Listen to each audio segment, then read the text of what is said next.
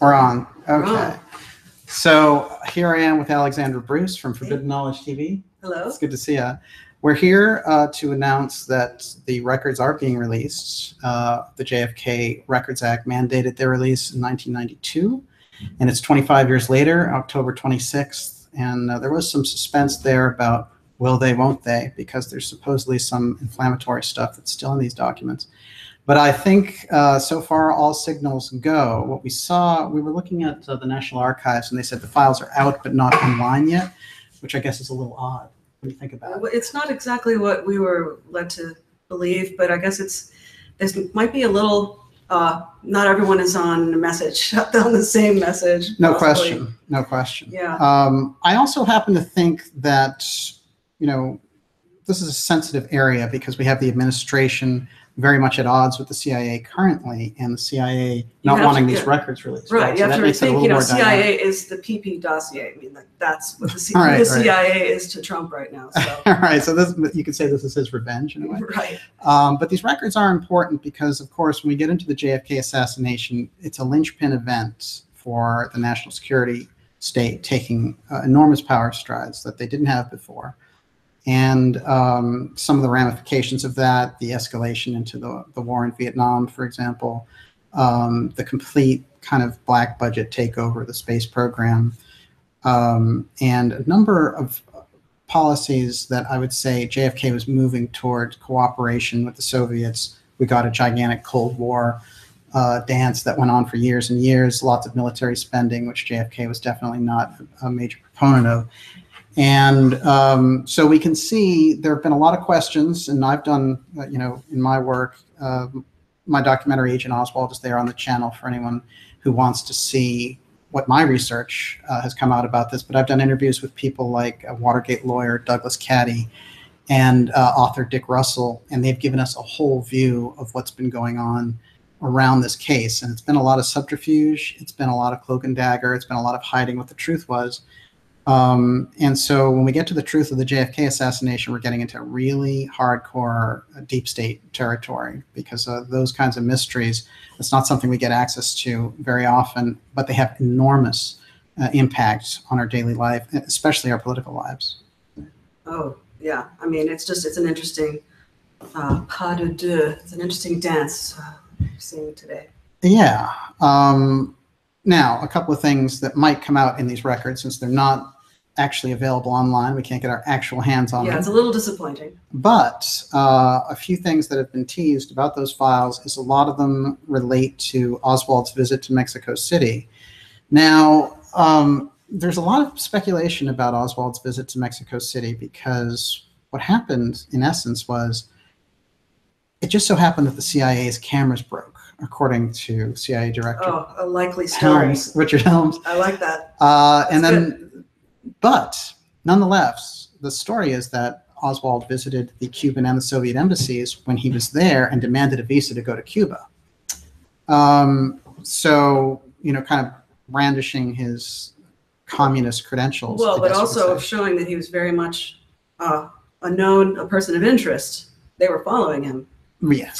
For years yes. prior to the assassination. Well, there's a memo, an FBI memo by J. Edgar Hoover that shows that he was aware of Oswald and actually thought someone was impersonating Oswald as early as 1960, 3 years before the assassination. That's the FBI side. We've come off a lot of other work, like the work of Jefferson Morley, the work of John Newman, who have been telling us that the CIA officials were aware of Oswald during this period and that they didn't share any info with the Secret Service about him, possibly because he would have been picked up and then couldn't be the designated culprit anymore. So there's a lot of mysteries there, but if these documents deal with Mexico City and the Mexico City visit, then it's possible that it's not just going to be, you know, the kind of regular rigmarole of diplomats trading information back and forth. You might get something solid. Some actual, like, intelligence. Yes. Yeah. They are. I mean, and it is kind of fascinating the period that we're in because, you know, we're looking at the JFK assassination back in November, 54 years it will be. You think about that. there's still, the Warren Commission is what a lot of the media likes to refer to, but it was thoroughly debunked by other studies, like the House Assassinations Committee found a probable conspiracy. And then there was the Church Committee, which basically concluded the CIA used organized crime for different assassinations. And there was the JFK Records Act. So there have been numerous revisitations to the assassination that have debunked the original Warren Commission. But I think most children in school learn history as if the Warren Commission was the final say. That's the gospel right there. That ain't right. Well, I want to mention that you actually knew JFK Jr. I did. And he went to school with you. That's right. Do you want to tell us a little bit about him? He was a great guy. He was a good person, and had a great sense of humor. Whatever. I just knew him as just a regular. I mean, as regular as he could be. He really was. He was pretty normal considering. Right. That's incredible. Well, it's good to know he was so down to earth. He really was. He was very sweet. He had started the magazine George, which covered all these political, the deep political stuff. And he had kind of a sense of humor about it, I would say. I did hear, there's a lot of good sources that he was, in fact, planning to run as a candidate himself. And his untimely death stopped that. There's always been a lot of mysteries around JFK Jr.'s death. But we won't go into that today. But I will say, I think it's interesting. What I've found out is that JFK Jr. looked into his dad's assassination and was never happy with the official story on that. He definitely wasn't. Yeah. You have a little more information on that, which was that at one point, wasn't Carolyn who told you? Oh, that he was always looking for more information on his father's assassination. Can you say who that was? Carolyn Bessette, his wife. I was also friends with her, and she mentioned that it was a big deal to him to get to the bottom of his father's murder. See, I find that fascinating, and it makes sense. He was not satisfied with the official story at all. Well, Robert Kennedy Jr. came out on Charlie Rose, and it was like a bombshell, and he said Robert Kennedy didn't accept the Warren Commission. Of course, he knew what the deal was, but that never had been aired before, really publicly confirmed by an actual relative. So I think it's very significant. So, what we're looking at with the Records Act, now let's talk about how unusual it was that Trump, who, as we stated, has tension with the intelligence community, where is he on this day when these records are coming out? You said that he's gone to Love Field in Dallas. Now let's think about this. Love Field is where Kennedy landed. And so there's a lot of subtle messaging going on with this release that I think goes far beyond the I wonder what we'll find in the records. This is very interesting. And he tweeted out something to the effect, JFK files release, so interesting. Yeah, that was last night. So that's a little bit, again, he realizes there's something in those files that could embarrass some intelligence agencies. I find that interesting because the amount of secrecy around the JFK assassination, I think, has been kind of like a cancer on the country because it's been eating away at the open system of government that we have. And well, that's what it represents also. I mean, it was basically a coup d'etat by the national security state on the constitutional legal system. Yeah, that's a good point, actually. There is a legal aspect to it because also when they go this far, to say, well, it was a national security incident, we have to keep certain things hidden or whatever. They wanted to keep the records till 2038. Right. Which is remarkable because... Then we'd all be dead. Right. Well, hopefully we're still alive. But I will say, how do you go from 63, RFK is 68, 63 to 38? It's a weird thing. That's 75 years. Why would you need that much time? Or, intelligence methods. Countries are gone. The Soviet Union's gone. Yeah, ridiculous. So it doesn't make any sense. And the fact that they were lobbying last minute, I've been reading in the mainstream media about this, which is they were lobbying hard to keep it till 2038. It really makes you wonder about even the small amounts of tidbits of information that come out. Now, I want to talk about this memo. So I'm going to ask you. Yeah, what is the name? What is the name of this? This memo and is how actually... was it released? Where did it come from? This comes from a FOIA request that was sent to the CIA And the first one we're going to discuss, though, is the NASA National Security Action Memorandum number 271 memo. This is on the record at the JFK Library, so it's not even like some mysterious MJ-12 document, which may or may not be authentic. It's there. It's substantive. And what you have, in essence, and I'll abbreviate this, but he is saying that Kennedy is saying to the NASA director that we need cooperation in outer space with the USSR.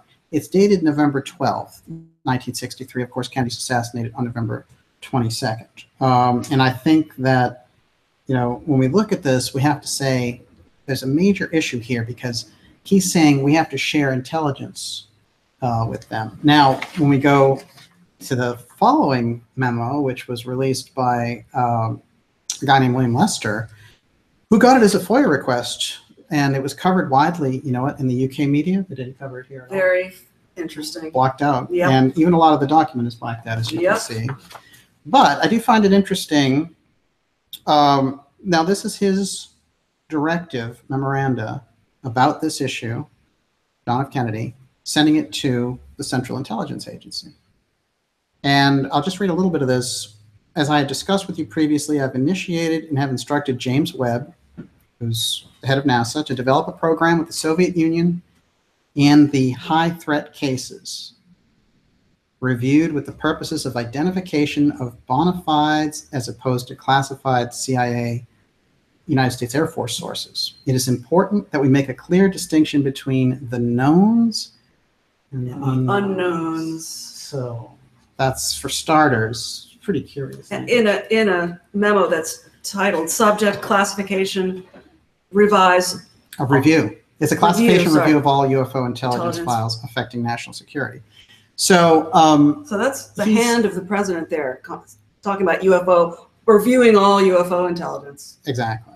Affecting national security. I mean, if that's not a bombshell subject line, and what is? And it's interesting because when you say, yeah, it's a bombshell, all right, that's a good point. But he's talking about the UFO factor there. Knowns and unknowns is also an interesting line because he's saying we have our own mysterious UFOs. We have our own mysterious craft that we're working with. What's a known versus an unknown? That's how I read that. Very interesting. So he's alluding to an advanced technology program there, one way or another.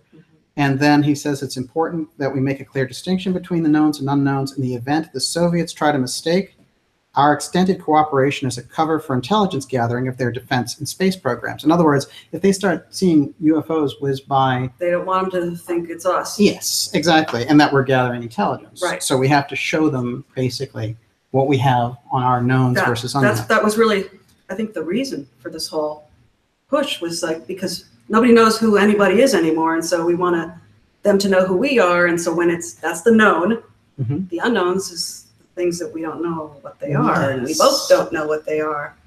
Yes. So that's really what this document is about. It is. It's an excellent point. When the data has been sorted out, I would like you to arrange a program, this is still the memo continuing, of data sharing with NASA where unknowns are a factor.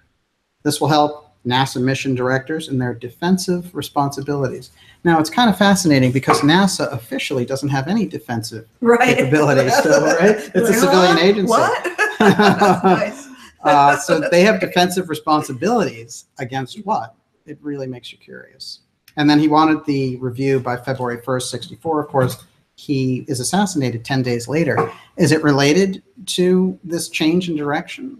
Is it the straw that broke the camel's back? I think it's a fascinating document to put on the record. Yeah, definitely. And like I say, the UK coverage, you know, and the lack of the coverage in the US is really, it's kind of disturbing. But the NASA memo, I think, is also compelling, and that's one about which, you know, there can be no dispute because it's just on file there. So bringing us up to date to the 2017 one, I want to talk about how we get into the energy aspect of what those secrets could have been. So we have Susan Manewich with us, and she's the president of the New Energy Movement, and she's very familiar with these factors. She's gonna replace me. Bye-bye. You're coming back. Hi, Susan. Hi. It's good to see you. Nice to see you as well. We have an in-depth interview on this coming up and on breakthrough energy. in this whole wider subject. So people can look for that. Part 1 and Part 2, the first week in November, we're doing that. But I'm glad that you were here in a town for this records release, because I think going off of these memos and going off of some of the information that's released, and we don't know what's going to come out today because, like I said, the announcement on the JFK Records Act is just that the records have been released, yes, but they're not online yet, so we can't get our hands on them. But we will be bringing you that information over the course of the next couple of weeks, and we're going to culminate in one huge special right around the anniversary of the JFK assassination, which I think is something that maybe in the 21st century we can get a handle on. But you have a very interesting key in all this, because when you see JFK discussing UFO intelligence files, and then we get into this issue of not just the curiosity around UFOs, but breakthrough energy and what they represent, because if they can do things that are far beyond a regular capability, then they represent tremendous energy source. So my guess is there's a large energy factor. How far do you think the repression goes around breakthrough energy? Well, I would say that we are looking at least 1963. Yes, right, okay. And probably maybe even well before then. Be interesting to see where it began and how it began. I think there's a couple of theories around that, but I think it's pretty safe to say that in, what do we have, 50, 60 years, that there has been intense suppression for at least that period of time, which basically means that work that's being done in academic institutions, what children are being taught in school, both elementary school, high school, physics, math, etc., is probably not even close to being up to speed. So we're looking at a very, very long time, Daniel. Yeah, it seems like it. Is being in and around breakthrough energy a high-risk profession? Yes, absolutely. Absolutely. If you talk to inventors, scientists, engineers, both that are on the fringe and people that are inside mainstream institutions, and I've been in both. I've been a part of very mainstream institutions. I was a professional consultant for a long period of time, had clients like Harvard Business School, Yale University, et cetera, and we would talk, just a little bit about this topic, about UFOs, extraterrestrialism. From a research standpoint, what would often be communicated was, we don't talk about that. That's a no-no. That's a career killer. So, and people would basically stop. And that was just, talking about the UFO ET topic. But in regards to new energy technology, most people look at you like, deer with headlights. And the people that do know about it do realize that you have to be very careful and be very wise about how you approach this if you are going to talk about it, because it does seem like, well, that's something for, maybe the DoD, or that's something for other agencies, but it's not for the average person in mainstream science or academic institutions to touch. So they kind of consign it over to let the kind of covert people handle that. It's not our concern. I don't think that they assign it. I think that there's something that's implied that says that we don't touch this, or if we do, we have to do this very carefully. I think that may have been previously understood from all of those years. I do think the tide is turning, though. I think things are shifting and things are changing. So I think that there's more conversation that has begun to happen in regards to it.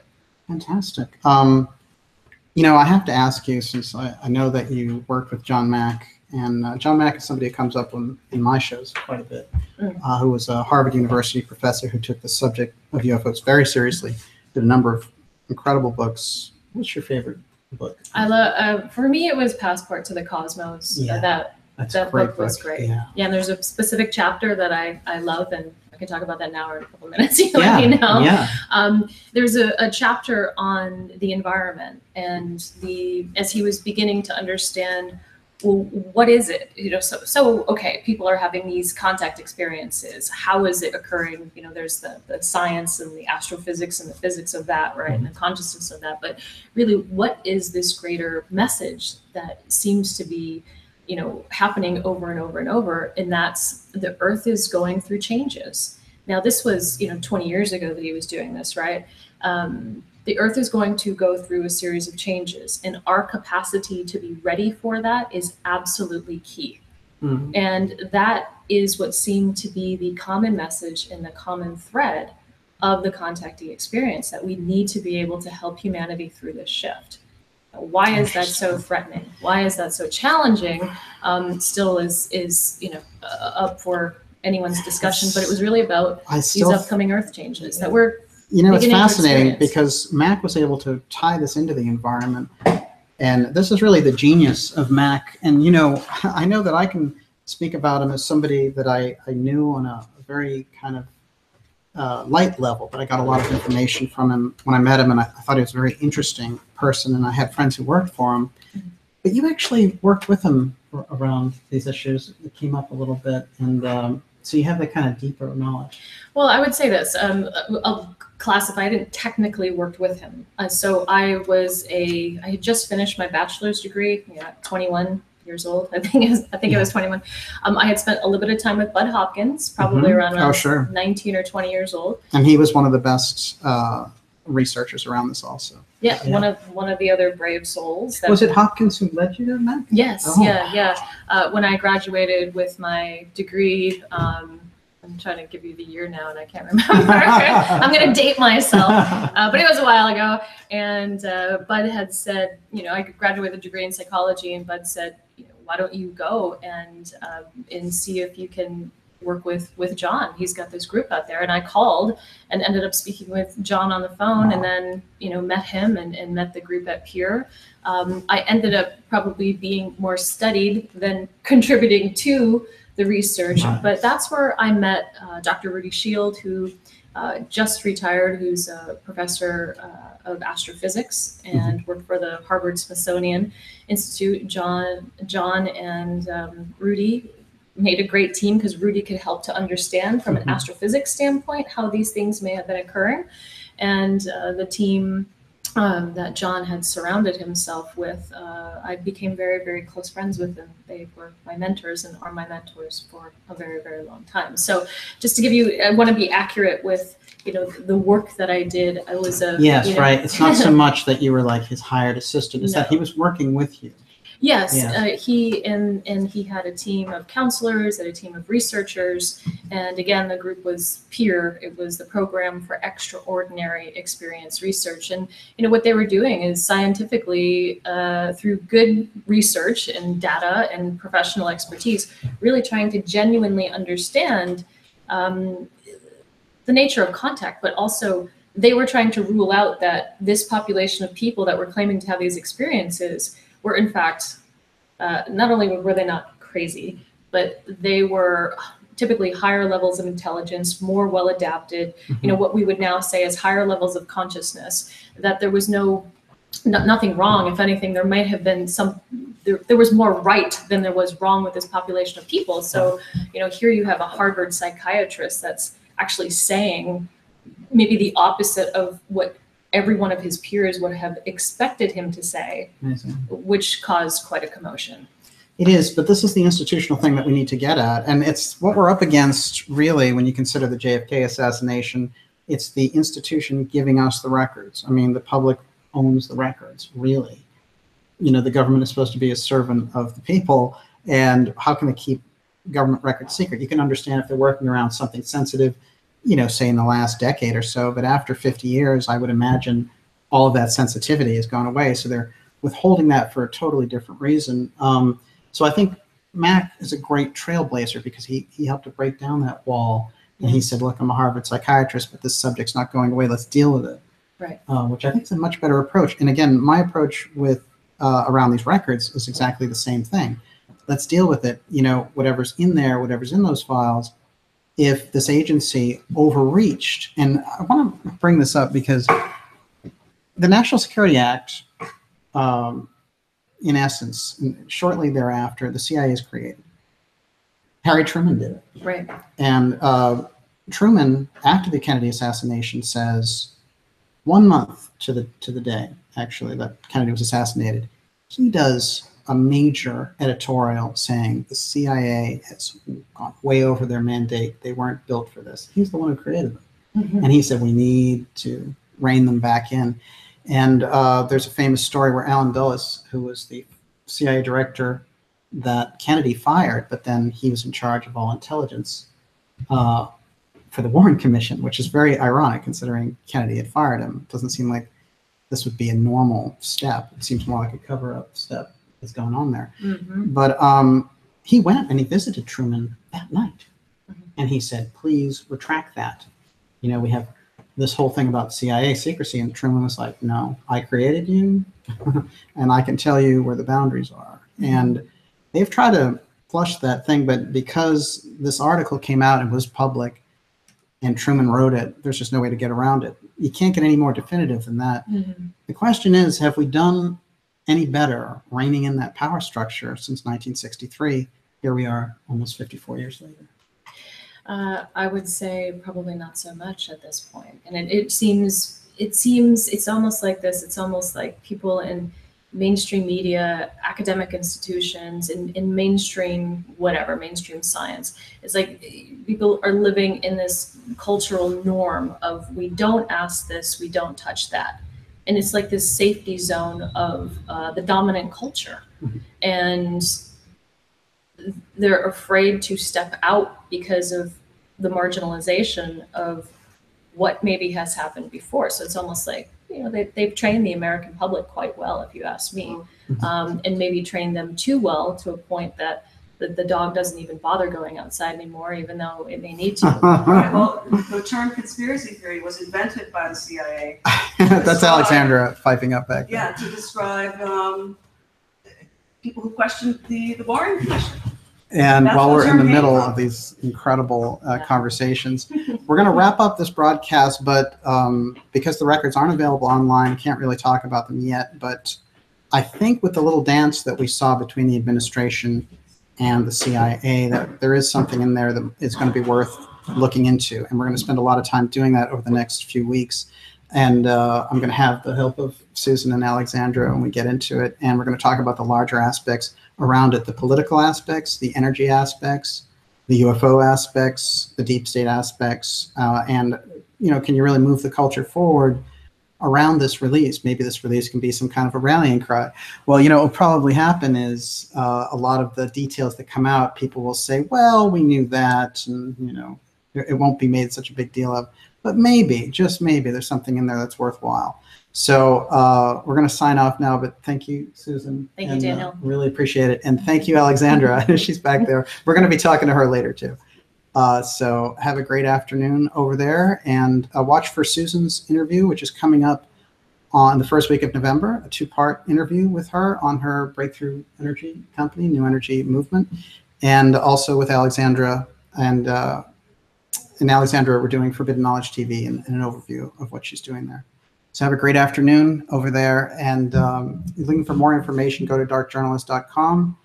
And of course, since you're here at the YouTube channel, subscribe to the YouTube channel. And we'll talk soon.